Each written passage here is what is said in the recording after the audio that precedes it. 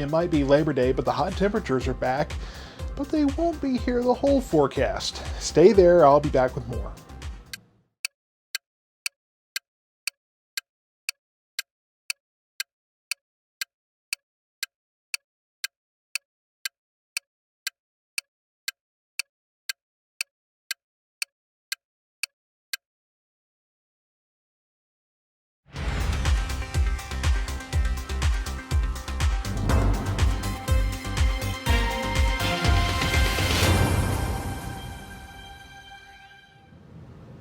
This video from Megan Gandy shows us the very strong winds that moved through Midlothian yesterday with a thunderstorm, and it never was severe, but yeah, it's got some very strong winds, probably crossed severe limits for a short time. These microbursts, sometimes they're hard to catch if you don't catch them right on time, right when they're beginning. But I had a lot of questions asking me, hey, were there any tornadoes in this? Was this a tornado that did this damage? And it was not.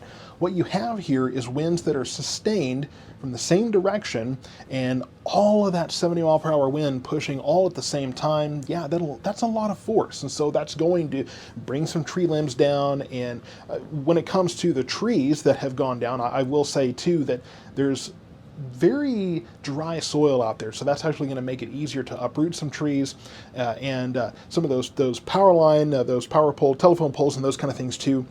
The roots in the ground and the ground they're sitting in are not as stable right now because they're so dry. So that made it easier for some things to fall over. And then trampolines and grills and different things having been moved around too, sometimes it just has to catch it right. So no tornadoes, even though 70-mile-per-hour winds, which is kind of what was estimated here, that's equivalent to an F0 tornado, but again, no rotating winds. All of this was one sustained direction for a period of time in that area. So that's what we had yesterday. Today, much less. It's quieter, and no rain, unfortunately. We can do without the wind, but we don't really like that there's no rain. Now, I will say with the showers to the east, from about Tyler down to Jacksonville and Rusk over towards Gilmore, yeah, there's a few showers out there. I think later today we could see a shower or two, mostly south of 31 and east of I-45. So it's possible we could see a storm or two in Navarro County. I just don't think we're really going to see that all that much.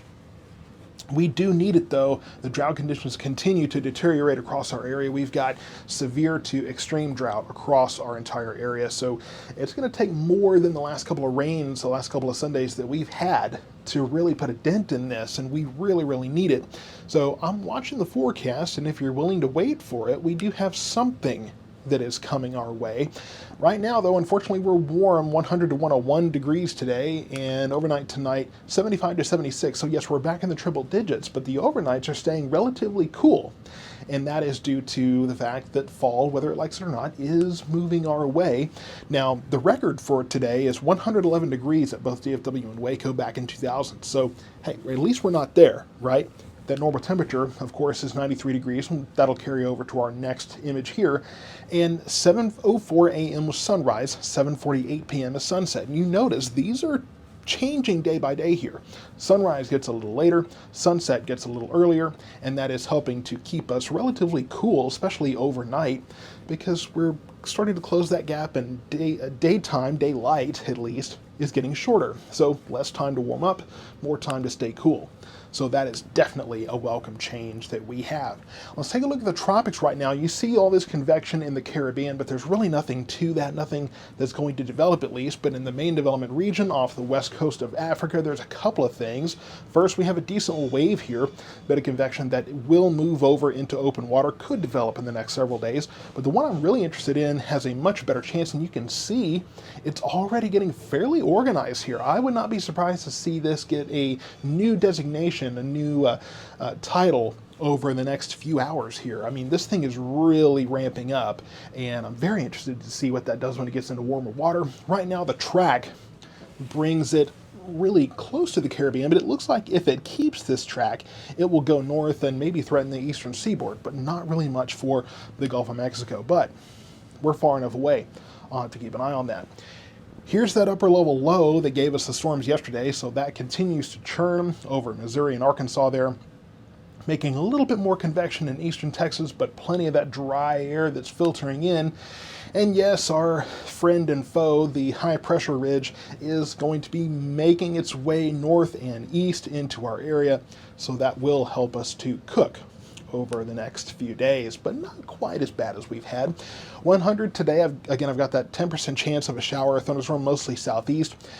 We warm up 101, then 102, then 103. Breezy southwest winds will not help the fire situation. Still dry, still windy out there, and the burn bans are still in effect. So those last couple of rains we've had, not near enough to take us out of that danger. Now, yes, you might have seen behind me, this weekend things look interesting. Saturday, Sunday, temperatures could be in the upper 90s. Sunday could even be in the mid 90s. I need to check some data before I'm really confident in that. We'll get closer over the next few days, but I do have that 20% chance of showers and thunderstorms on Saturday. Now, yes, that is the Emergency Preparedness Fair in Waxahachie. You do not want to lose your opportunity to attend that. We haven't had that in a few years.